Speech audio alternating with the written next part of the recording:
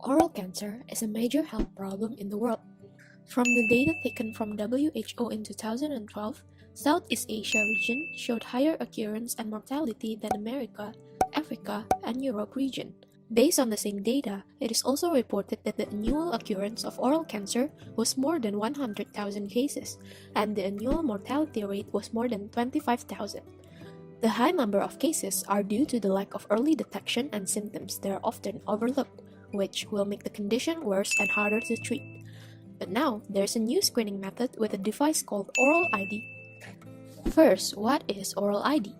OralID is manufactured by Forward Science, a company that was founded with the vision to create a simpler, efficient, and more affordable oral cancer screening device. It is battery-operated, handheld oral examination device using fluorescence technology. OralID's fluorescence technology uses a blue light with a wavelength ranging from 435 to 460 nanometer that provides the clinician an aid in visualization of oral mucosal abnormalities such as oral cancer and precancer. These are the results of abnormal cell screening with OralID. As you can see, there are dark spots on the images that were produced in the screening. OralID is shipped with the necessary eyewear to use with the device. Wearing the special OralID eyewear allows the clinician to view the tissue fluorescence during the oral exam. When the blue light from OralID shines on healthy oral tissue, it fluoresces green. However, when it shines on abnormal tissue, it appears dark due to the lack of fluorescence. So why do we need to bring OralID to Indonesia? Only 29% of oral cancer were diagnosed at an early stage. Those people have a 5-year survival rate of 84%.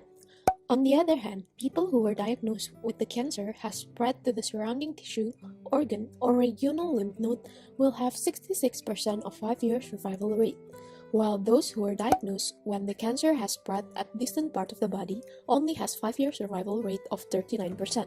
From those data, we can say that the earlier the cancer be detected, the earlier they can start the treatment before their cancer got worse.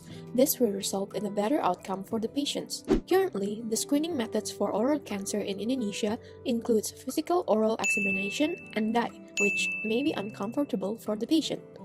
The customer target for this device is the dentists who work in the clinics or hospitals that probably would frequently meet people who have high risk of developing oral cancer. Who is considered as high-risk population developing oral cancer?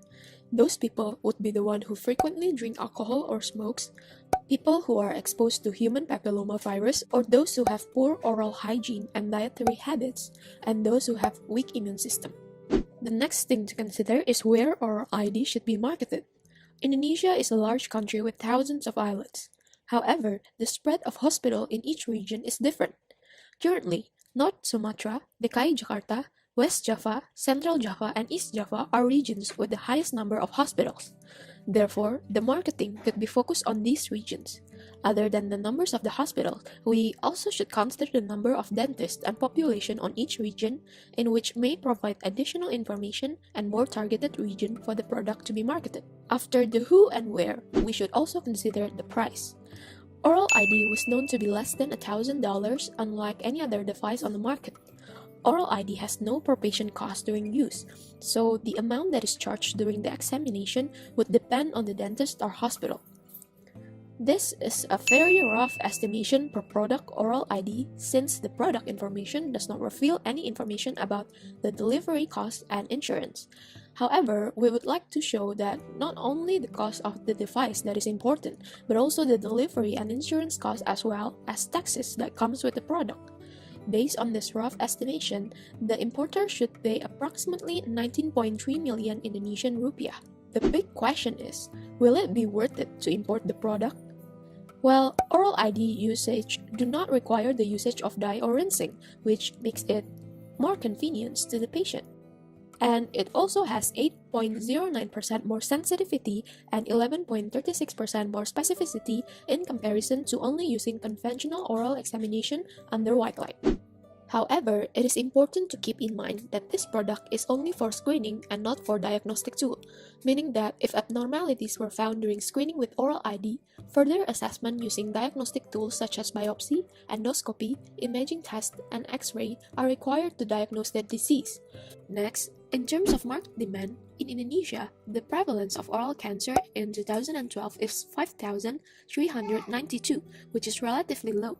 Even though it is predicted to increase 21.5% in 2020, it is still lower than other cancers like breast, cervix, or lung cancer. Just by looking at the statistics, we can see that there is no urgency in importing this product. Another thing that has to be considered after importing the product is whether the people in Indonesia would be willing to pay more for cancer screening. After all, some might think that it is a waste of money or might not have the money to do the screening itself. So the question is, will BPJS, the national healthcare system in Indonesia, cover those expenses? Currently, there is no screening for oral cancer covered by BPJS. This is the statistics of cancer in Indonesia at the year 2020 by the Global Cancer Observatory or GCO. Currently, BPJS covered the screening of the two cancers that have the highest number of new cases in the year, which is breast and cervical cancer. Oral cancer, however, is only placed at the 17th in the ranking, way below the breast and cervical cancer numbers. Because of its relatively lack of importance compared to other cancers, it is unlikely that BPJS is going to cover the expenses for oral cancer screening. According to a journal paper published in 2018, a survey of 1,000 adults in Jakarta about oral cancer awareness was conducted. Only 53.2% were aware of oral cancer and the rest were not. From the survey, we can conclude that the majority of adults in Jakarta were still not aware. Then, we come to a question, whether they would go to the dentist for cancer screening if they feel nothing is wrong.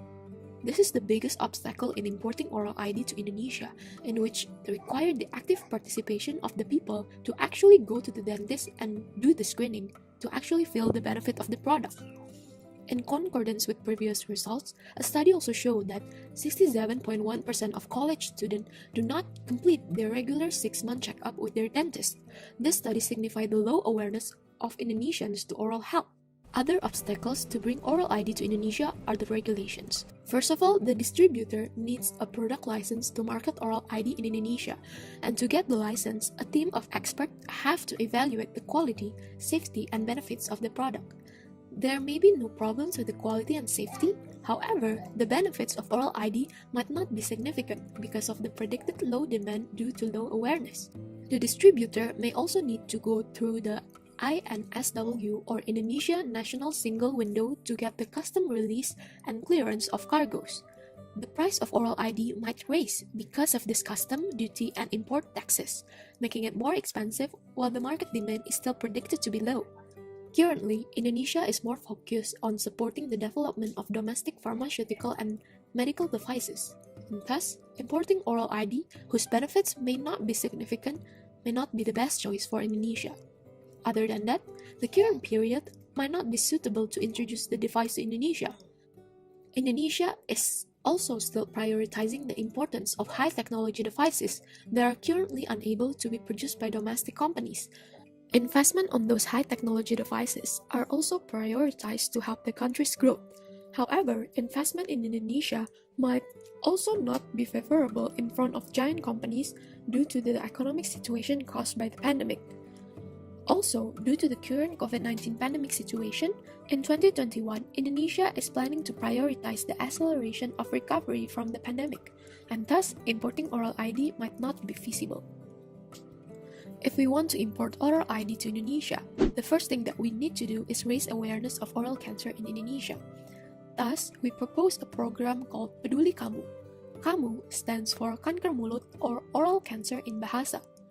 Program Peduli Kamu is an awareness program about oral cancer in the form of printed and digital posters, Instagram posts and stories, YouTube video, and advertisement on TV.